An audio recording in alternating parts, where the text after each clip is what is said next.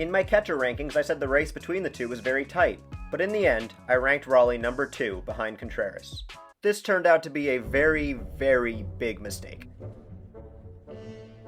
Seeming to take the snub personally, Raleigh absolutely exploded to start off 2025, going on a nearly unprecedented rampage for a primary catcher. By the end of April, he had 10 home runs. By the end of May, he sat at 22, putting up a slugging percentage of almost .750 for the month. But he didn't stop there. As we near the end of June, he's already hit another 10 this month. If you're counting, that puts him at 32.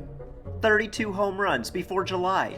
The Mariners have only played 80 games. He has 32 home runs in 80 games. Remember, his career high for a season was 34, and that took him 153 games.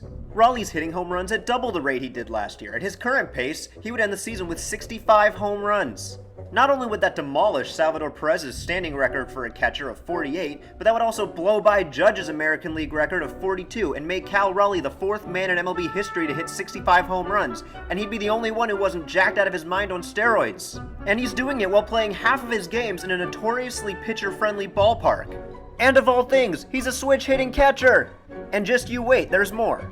With a 189 WRC+, Raleigh is 89% better than the average MLB hitter, second only to Judge. This, combined with his usual strong defense, has made him worth 5.4 FWAR. Does that number sound familiar? Well, it should.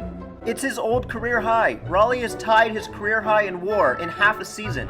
He's on pace for nearly 11 FWAR.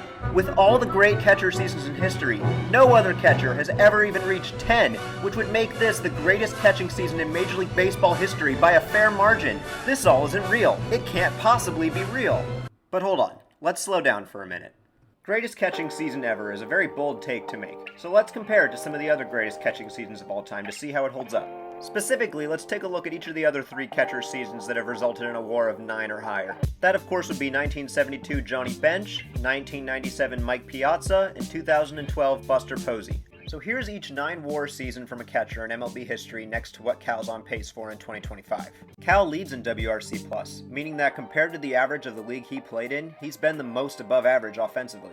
Defense is what makes all this closer, as even though Piazza is way ahead of Bench and Posey offensively, the defensive gaps are huge. Cal's defense this season hasn't been quite up to par with what Bench and Posey put up, but he's still comfortably ahead of Piazza.